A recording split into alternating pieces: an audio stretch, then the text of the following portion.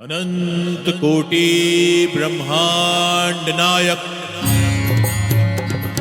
राजा धीराज योगीरा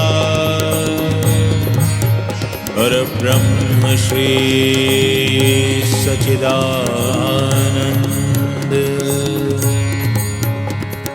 सद्गुरु श्री साईनाथ महाराज।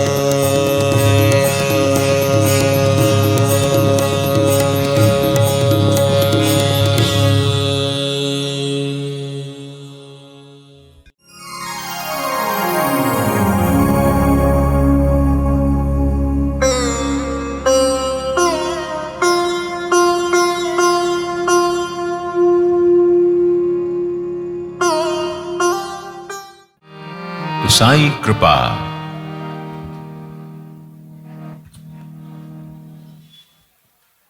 धन दौलत संपदा आयु ये सब होना ये साईं कृपा नहीं है। और कृपया ये बोलना बंद कर दीजिए कि जी साईं कृपा है। साईं कृपा बहुत अलग होती है, बहुत अलग चीज है। जब आपसे सब छिन जाए तब कहना साईं कृपा है। जब है और तब साईं कृपा बोल रहे हो तो क्या बोल रहे हो? ये नहीं होती। मैं जिस पर कृपा करता हूं उसका सब छीन लेता हूं।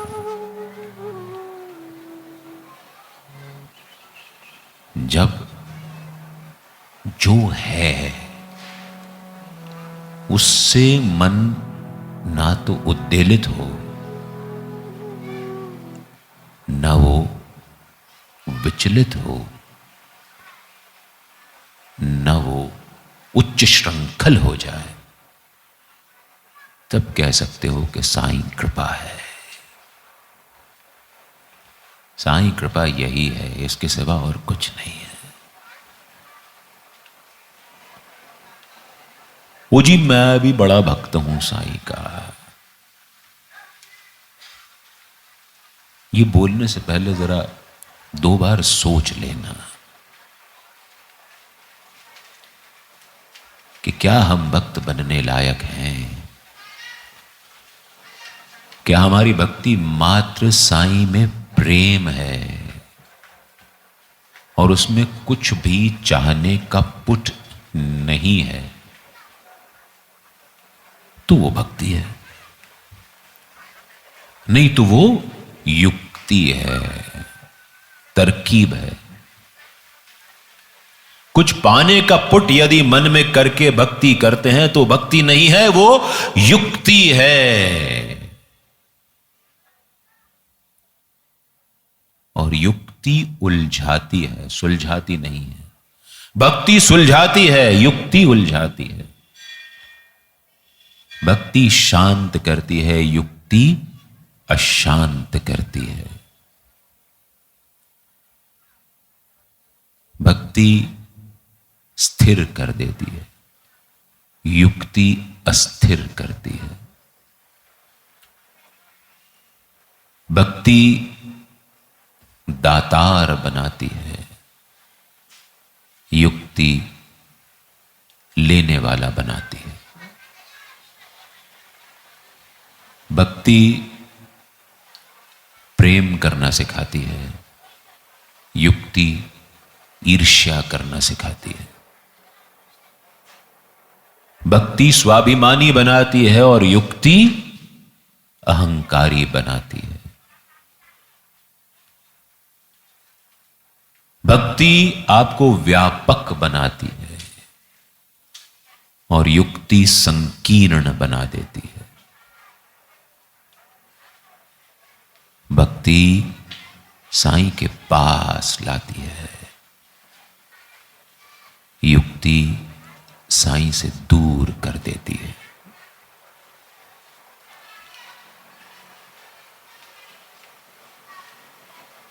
पसंद आपके। भक्ति चाहेंगे कि युक्ति व्यक्ति चाहेंगे?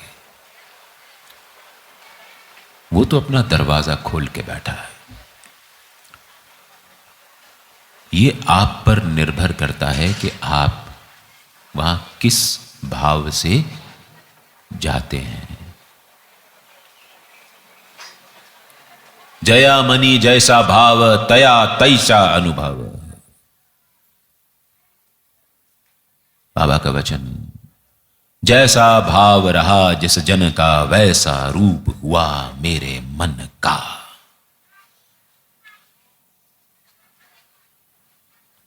रामचरितमानस में है, जाके रही भावना जैसी प्रभु मूरत देखी तिन तैसी।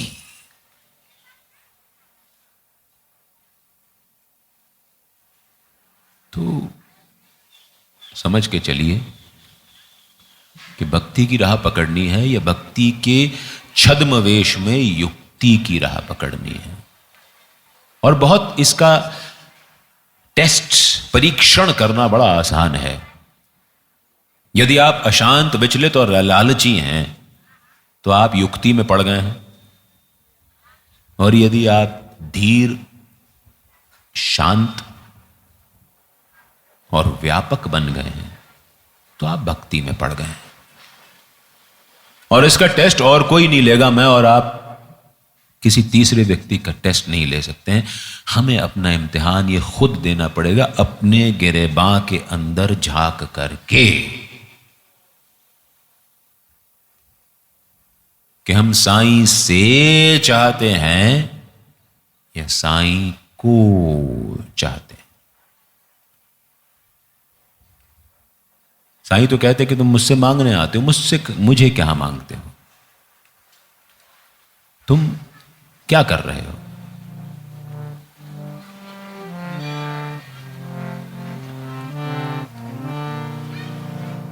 आते मांगने मुझसे तुम, आते मांगने हो मुझसे तुम, बस मुझे ही नहीं मांगते। आते मांगने हो मुझसे तुम, आते मांगने हो मुझसे तुम, बस मुझे ही नहीं मांगते। आते मांगने हो मुझसे तुम, बस मुझे ही नहीं मांगते। मेरे दर पे झुकाते हो सर, मेरे दर पे झुकाते हो सर, अपने मन को नहीं झुकाते। आते मांगने हो मुझसे तुम, बस मुझे ही नहीं मांगते।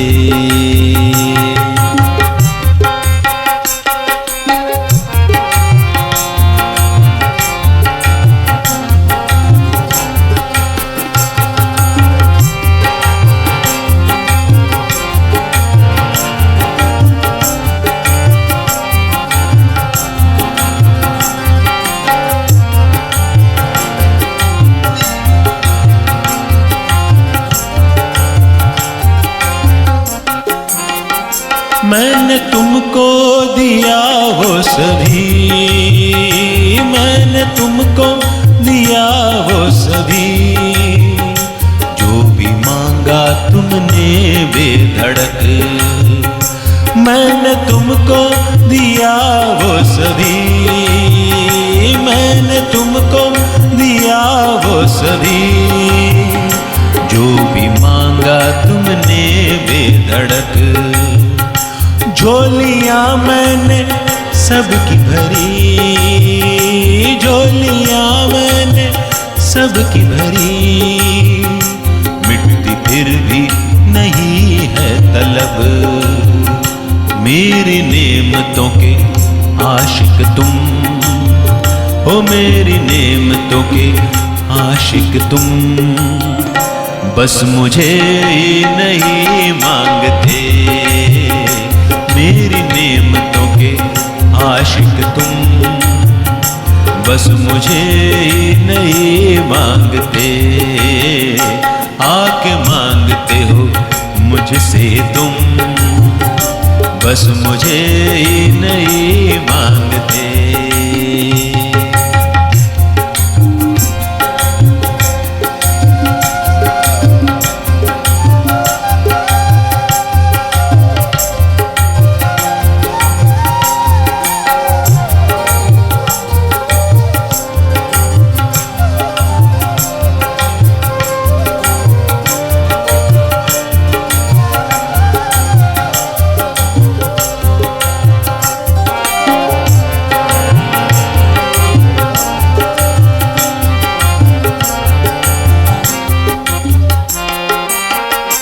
अपनी बेताबियों का सिला, अपनी बेताबियों का सिला तुम्हें बर्बादियों में मिला। अपनी बेताबियों का सिला तुम्हें बर्बादियों में मिला। इसका इल्जाम मुझ पे लगा, इसका इल्जाम मुझ पे लगा। मैंने हंसते हुए सर लिया, मैंने हंसते हुए सर लिया। अब संभल भी जाओ तुम, अब संभल भी जाओ तुम क्यों मुझे ही नहीं मांगते, आके मांगते हो मुझसे तुम बस मुझे ही नहीं मांगते। मेरे सर पे झुकाते हो सर, मेरे सर पे झुकाते हो सर, अपने मन को नहीं झुकाते, अपने मन को नहीं झुकाते, अपने मन को नहीं झुकाते, अपने मन को नहीं झुकाते।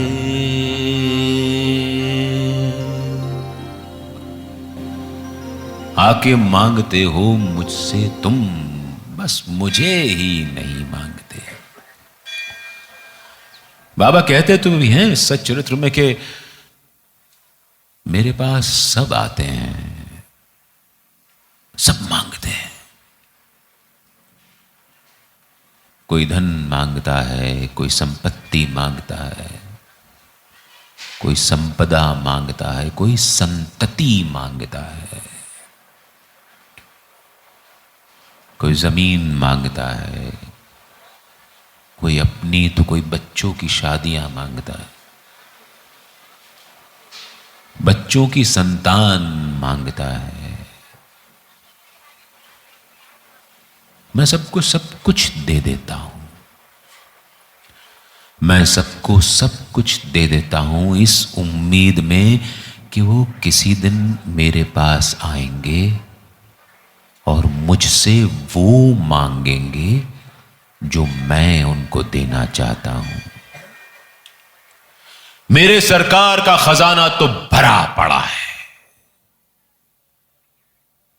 मेरे सरकार का खजाना तो भरा पड़ा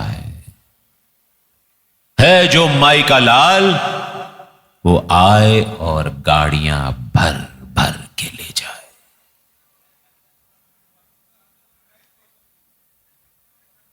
लेकिन क्या है कि हम गाड़ियां नहीं ले जाते, हम तो अंजुली सामने कर देते हैं, झोली फैला देते हैं और उस अंजुली में उस झोली में जितना आता है उतना ले जाते हैं, क्योंकि हमारी लायकात उससे ज्यादा की नहीं है। बस इतना ही है। तो भक्ति करो भाव से, भाव विहीन भक्ति किसी काम की नहीं है।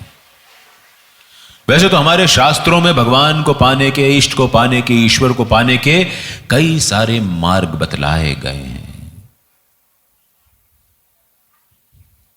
ज्ञान मार्ग, योग मार्ग, कर्म मार्ग, और सबसे आसान है भक्ति मार्ग। इसको योग की भाषा में बात करें तो कर्म योग, योग, ज्ञान योग और भक्ति योग। अब ज्ञान योग के साथ सबसे बड़ी दिक्कत यह है, ज्ञान मार्ग के साथ, कि ज्ञान तो हम सबके पास होता है, लेकिन वो ज्ञान सुषुप्त अवस्था में रहता है, सोया रहता है। उसको हम सुला के रखते हैं, सुला के नहीं रखते बल्कि बेहोश कर देते हैं। और जिनका ज्ञान बेहोश नहीं होता उनका ज्ञान मदहोश हो जाता है, मद में झूमने लगता है। जिसका प्रदर्शन करना पड़े, जो दिखलाना पड़े, वो ज्ञान किसी काम का नहीं है, वो मदहोश ज्ञान है। इसी श्री साईं सच्चरित्र में एक किस्सा आता, बड़ा सुंदर किस्सा है और हम सब ने पढ़ा भी है, लेकिन हमने उसको केवल किस्से और कहानियों के तौर पे पढ़ा है, और वहां पर हमारे ज्ञान यज्ञ की इतिश्री हो जाती है। और बाबा बतलाते हैं हर हर्फ पर, हर शब्द में, हर अल्फाज में, हर लफ्ज में, इस श्री साईं सच्चरित्र पवित्र ग्रंथ में बाबा बतलाते हैं कि सीख लो। नाना साहब चांदोरकर एक दिन बाबा की सेवा करते हुए श्रीमद् भगवत गीता का एक श्लोक बुदबुदा रहे होते हैं। त्वद्विधि प्रणिपातेन परिप्रश्नेन सेवया, त्वद्विधि प्रणिपातेन परिप्रश्नेन सेवया उपदेक्ष्यन्ति ते ज्ञानम ज्ञानिन सत्व दर्शिना, ज्ञानिन तत्व दर्शिना। बाबा ने सुना, बाबा ने नाना साहब चांदोरकर से कहा कि जरा इसको दोहराना, तुम क्या बोल रहे हो। तो नाना साहब ने मशीनी रूप से, यंत्रवत रूप से पूरा का पूरा श्लोक दोहरा दिया। श्रीमद् भगवत गीता का अध्याय 4 श्लोक 34। बाबा ने कहा, नाना जरा इसका अर्थ तो मुझे समझा।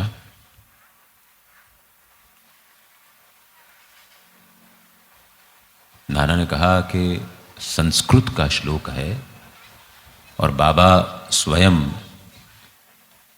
कभी मराठी में बात करते हैं, कभी खानदेशी भाषा में बात करते हैं, कभी टूटी फूटी हिंदी में बात करते हैं, कभी उर्दू का इस्तेमाल करते हैं। इनको संस्कृत के श्लोक का अर्थ क्या समझ में आएगा। तो जो अर्थ नाना को समझ में आया था उसने दोहरा दिया कि इसमें भगवान श्री कृष्ण अर्जुन से कहते हैं कि तुम ऐसे ज्ञानी व्यक्तित्व की तलाश करो, ऐसे ज्ञानी पुरुषों की तलाश करो, और जब तुम्हें वो मिल जाएं तुमके सामने दंडवत हो जाओ और वो तुम्हें ज्ञान प्रदान कर देंगे।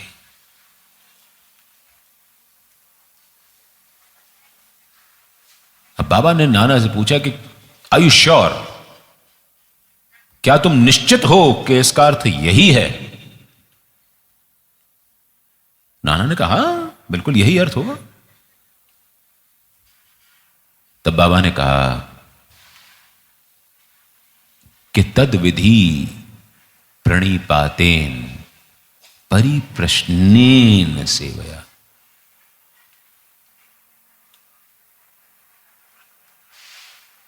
क्या भगवान कृष्ण अर्जुन से कह रहे हैं कि तुम प्रश्न पूछो? नाना ने कहा।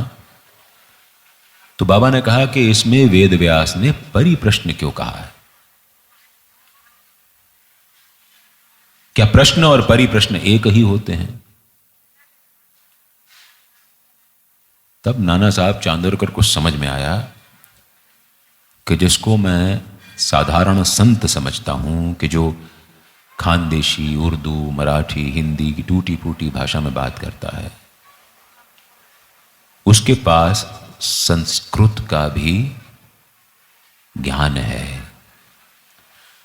तब बाबा ने एक एक शब्द का अर्थ समझाना शुरू किया नाना को, जिसका अर्थ कुछ इस प्रकार बनता है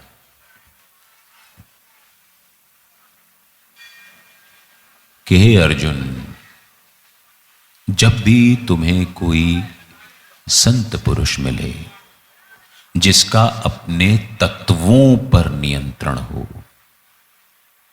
तत्वों का अर्थ होता है कर्मेंद्री, ज्ञानेंद्री, मन, बुद्धि, चित्त और अहंकार। ज्ञानीनस तत्वदर्शिना, यानी जो कि तत्व ज्ञानी हो, जिसका तत्वों पर नियंत्रण हो, उसके सामने तुम दंडवत मत हो, उसके सामने तुम समर्पण कर दो। प्रणिपातेन,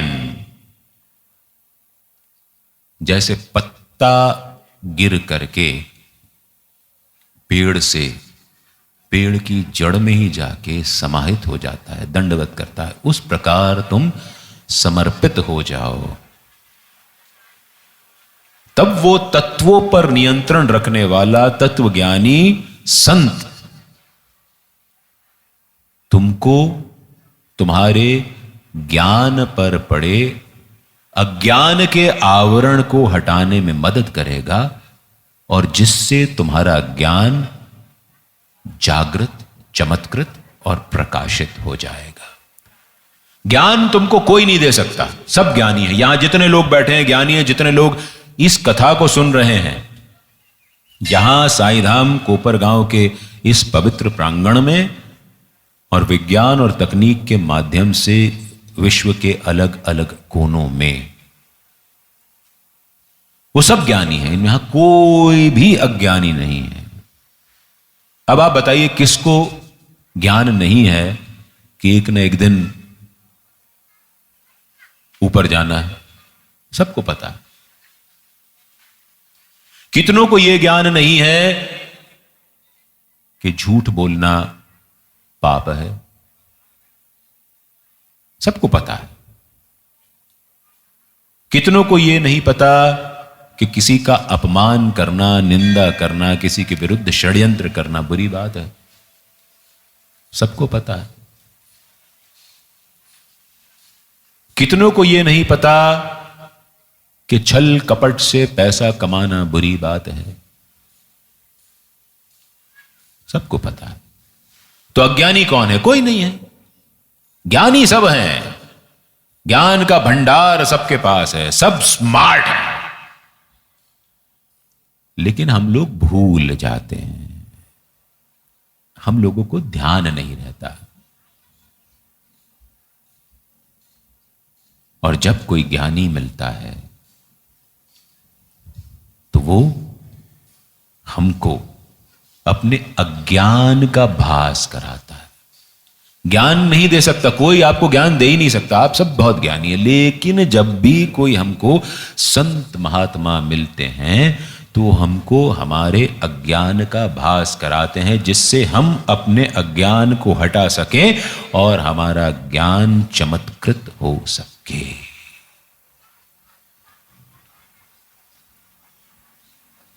कुल मिलाकर के इतनी सी कहानी है। ये कथा भी यही काम करती है कि आपको कोई ज्ञान की बात नहीं बता रही। सब जो ये कहता है, जो कथा करने वाला आपको ये कहता है कि इस कथा में आइए, ये तो ज्ञान यज्ञ है, ये ज्ञान यज्ञ नहीं है, ये अज्ञान यज्ञ है, अज्ञान निवारण यज्ञ है। यहां व्यासपीठ पर बैठा हुआ कोई व्यक्ति आपसे यह नहीं कह सकता कि मैं आपको ज्ञान दे सकता हूं। आप सब ज्ञानी, और जो ये कहते हैं उनके झांसे में कभी मत आइएगा। झांसा देने वाले बहुत सारे लोग हैं, और हम रोज आए दिन अखबारों में, खबरों में पढ़ते रहते हैं कि कौन संत महात्मा किन कुकर्मों में शामिल हो जाता है, किस तरह से वो लोगों का आर्थिक, शारीरिक, सामाजिक शोषण करते हैं। हम सब ने पढ़ा है, देखा है, समझा है। रोज तमाम न्यूज चैनल पे किसी न किसी सो कॉल्ड स्वयंभू महात्मा की पोल पट्टी खुल जाती है। आप सब ज्ञानी हैं, केवल आपको आपके अज्ञान का आभास ये कथा कराती है। स्मारये न तु शिक्षये, ये केवल एक रिमाइंडर कॉल है ये कथा। जैसे हम लोग मोबाइल में अलार्म सेट कर देते हैं ना, हमको पता है सवेरे उठना है, और बॉडी क्लॉक हमको एक अंदेशा देती भी है कि हमको उठना है जल्दी। और जो जल्दी उठ जाते हैं वो इस कथा में टाइम पे आ जाते हैं। जो देर तक सोते रहते हैं, जिनकी बॉडी क्लॉक काम पे नहीं करती है, वो आराम से इस कथा में आएंगे कि चलो चलेंगे, कथा थोड़ी बहुत सुन लेंगे, पालकी में शामिल हो जाएंगे, बाबा के दर्शन भी कर लेंगे, आरती में शामिल होंगे, भंडारा खाएंगे और फिर फुर्सत हो जाएंगे। अच्छा, और मैंने देखा है कि जिन कथा में भंडारा रहता है, उन कथाओं में आखिर में खूब भीड़ हो जाती है। बिल्कुल तय बात है। क्षुधा निवारण, उदर क्षुधा निवारण, मन क्षुधा निवारण का क्या है? कथा तो मन के क्षुधा के निवारण के लिए होती है, और जो केवल अपने उदर की यानी अपने पेट की क्षुधा निवारण करते हैं, वो फिर बेडौल हो जाते हैं, उनका मन बेडौल हो जाता है, जो है वो तकलीफ में रहते हैं। तो ज्ञान मार्ग बड़ा कठिन है, क्योंकि ज्ञान मार्ग में बार बार अपने आप को ये बतलाते रहना पड़ता होता है कि जागते रहो, ये काम तुम गलत कर रहे हो। अपने आप को ध्यान दिलवाते रहना पड़ता है। ये सच्चरित्र ग्रंथ हम किस्से कहानियों का संग्रह मान के पढ़ लेंगे तो कुछ काम नहीं बनेगा। इस श्री साईं सच्चरित्र ग्रंथ को हम अपने मन की खुराक मान करके अगर पढ़ेंगे तो मन शुद्ध हो जाएगा, बलिष्ठ हो जाएगा, क्योंकि इससे ज्यादा पौष्टिक खुराक कुछ नहीं है। शरीर की कमियों के लिए तो हम प्रोटीन लेते हैं, मिनरल्स लेते हैं, कैल्शियम्स लेते हैं, विटामिन के सप्लीमेंट्स लेते हैं। ये मन का सप्लीमेंट है, ये मन का प्रोटीन है। इसको बलिष्ठ करना है, क्योंकि ये मन ही है जो कि साईं का मंदिर है, इसमें और कहीं कुछ नहीं होता। मन साईं का मंदिर है, यहां मैल न आने देना।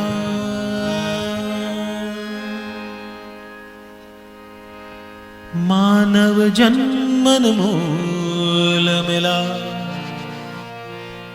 इसे व्यर्थ गवा न देना।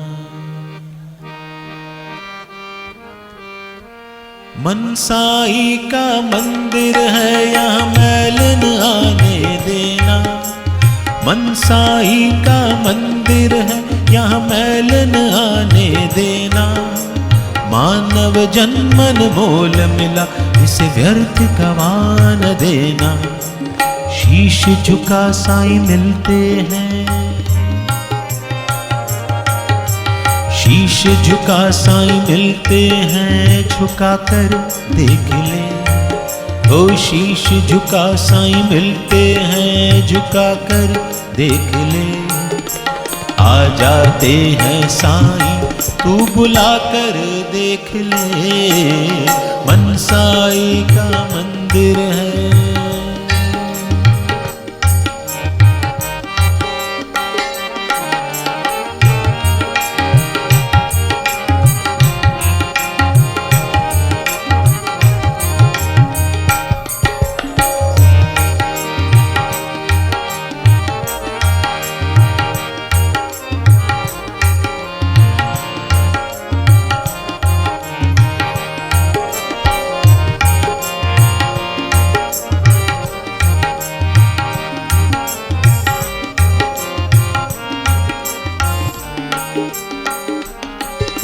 नाम स्मरण से आ जाते हैं मेरे साईं बाबा, नाम स्मरण से आ जाते हैं मेरे साईं बाबा।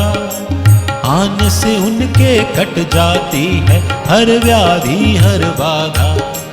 नाम स्मरण से आ जाते हैं मेरे साईं बाबा, आन से उनके कट जाती है हर व्याधि हर बाधा। साईं नाम को तू भी, साईं नाम को तू भी सिमर कर देख ले। ओ साईं नाम को तू भी सिमर कर देख ले। आ जाते हैं साईं तू बुला कर देख ले। साईं नाम अति मीठा है तू गा कर देख ले। ओ साईं नाम अति मीठा है गा कर देख ले। आ जाते हैं साईं तू बुला कर देख ले, साईं नाम अति मीठा है।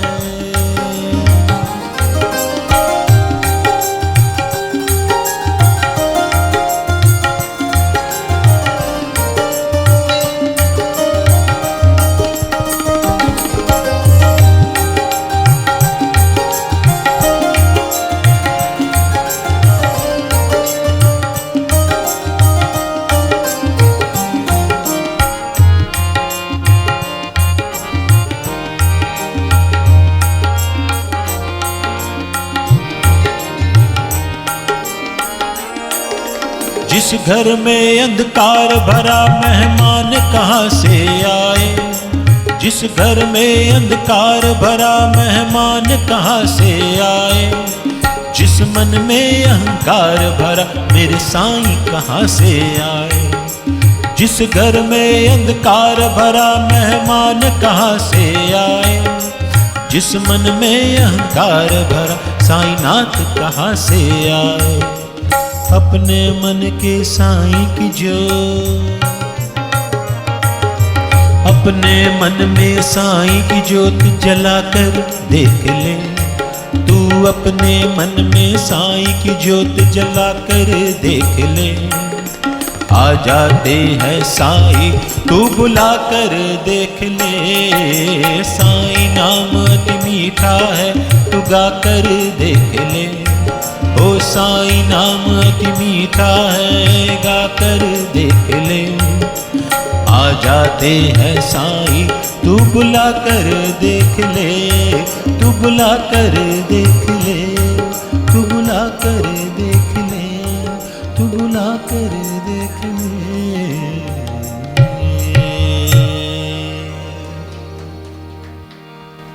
साईं नाम अति मीठा है तू गा कर देख ले। माइक भी गा रहा है। आ जाते हैं साईं तू बुला कर देख ले।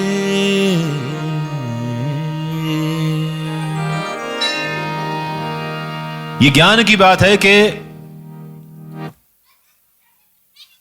इस दुनिया की हर एक वस्तु में साईं का वास है। हम लोग तो ये मानते हैं, हमको ये समझाया जाता है, हमारे दिमाग की ट्यूनिंग ऐसी कर दी जाती है कि हमको लगता है कि साईं केवल चैतन्य वस्तुओं में रहते हैं, लेकिन साईं तो जड़ वस्तुओं में भी है।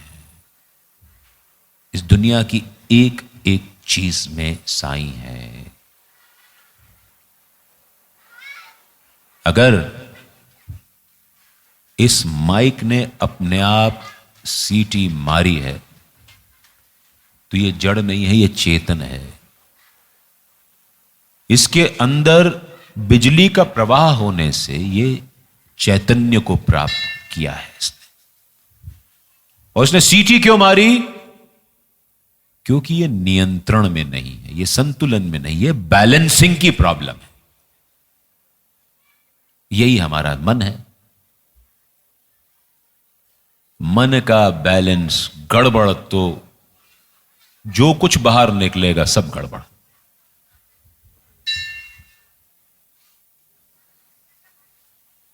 जहां लगे कि अब मन अधीर होकर के, अशांत होकर के सीटियां बजाने लगा है, तो समझ लो उसको बैलेंस करने की जरूरत है। और साईं की शरण में जाने से बड़ा बैलेंस और कुछ नहीं है। क्योंकि साईं जो है वो दर्पण है। जब हम साईं की शरण में जाते हैं तो बहुत सारी बातें हमको समझ में आती हैं जो हमको वैसे समझ में नहीं आती। हम जब साईं की शरण में जाते हैं तो हमको समझ में आता है कि क्यों कुछ चीज हमारे साथ हो रही है। तब वो चीज जो हमको अशांत करती है, साईं की शरण में जाकर के वो चीज, उसके कान होने का कारण, उसका हेतु समझ में आ जाता है और मन अचानक शांत हो जाता है। और साईं की शरण में जाने का अर्थ ये नहीं है कि जाके शिरडी में मंदिर चले गए, इधर मंदिर चले गए, उधर मंदिर चले गए। जाना होता है, और जैसा कि अभी हमने जो बात की, जिस श्लोक में था कि हमको अपने आप को उसको समर्पित कर देना होता है, तब जाकर के मन शांत होता है। साईं शरण में जाओगे तो समझोगे ये बात।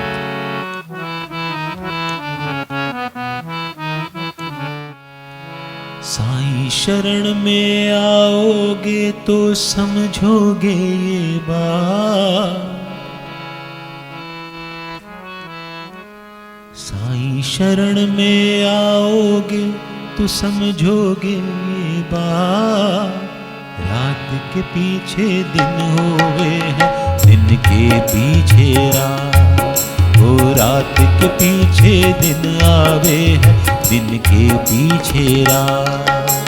साईं शरण में आओगे तो समझोगे ये बात। साईं शरण में आओगे तो समझोगे ये बात। रात के पीछे दिन होवे है, दिन के पीछे रात। ओ रात के पीछे दिन आवे है, दिन के पीछे रात। साईं शरण में आओगे।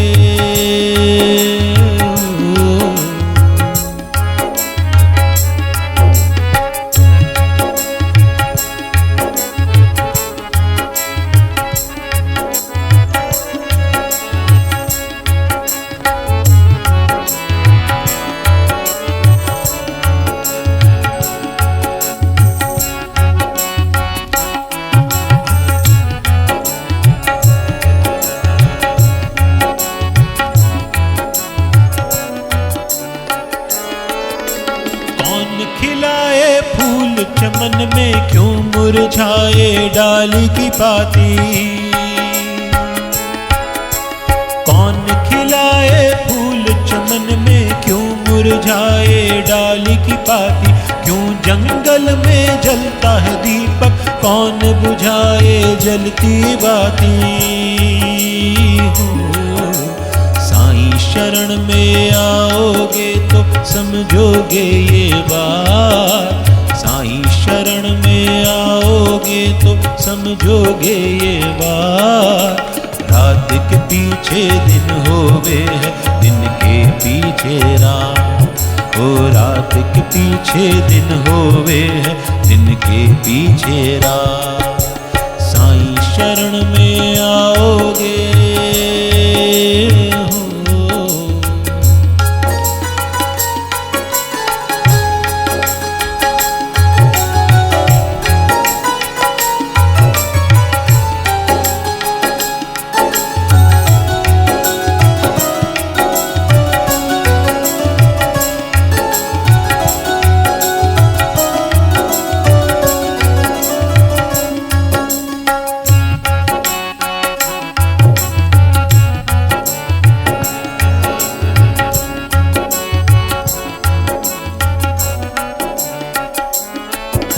कौन बिछाए दुख का बिस्तर, कौन ओढ़ावे सुख की चादर। कौन बिछाए दुख का बिस्तर, कौन ओढ़ावे सुख की चादर। क्यों पत्थर की पूजा होती, कौन करे पर्वत को कंकर हो। साईं शरण में आओगे तो समझोगे ये बात। साईं शरण में आओगे तो समझोगे ये बात। रात के पीछे दिन होवे है, दिन के पीछे रात। ओ रात के पीछे दिन होवे है, दिन के पीछे रात। साईं शरण में आओगे हो।